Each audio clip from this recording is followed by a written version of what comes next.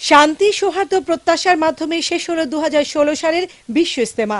দেশ বিদেশের লাখ লাখ ধর্মপ্রাণ মুসল্লি সমবেত হয়েছিল এই ইজতেমা স্থলে।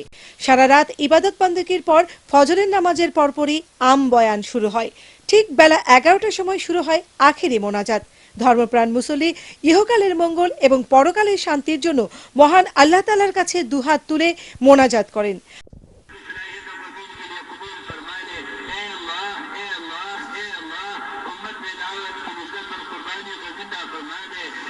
বাংলাদেশ সরকারের পক্ষ থেকে নেওয়া হয়েছিল সার্বিক নিরাপত্তা ব্যবস্থা। মাননীয় প্রধানমন্ত্রীও প্রথম পর্বের মোনাজাতে অংশগ্রহণ করেন।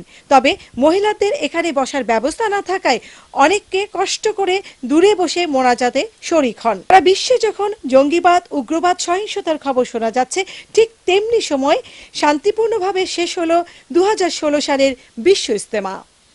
মোনাজাতের পরপরই মুসল্লিরা নিজ বাড়িতে ফিরে যাওয়ার উদ্দেশ্যে রওনা হন। আবার কেউ কেউ দলে দলে ভাগ হয়ে ইসলামের দাওয়াত পৌঁছে দিতে বের হয়ে পড়েন।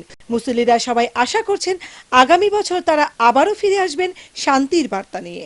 বিশ্বের লাখো লাখো মানুষ সমবেত হয়েছেন এই ইজতেমায়। ঠিক একই সময় আগামী বছর আবারও বিশ্ব ইজতেমায় সবাই সমবেত হবেন এই টঙ্গীর তুরাগ নদীর তীরে। Nasrin Huda Bithi, voice of America, Dhaka.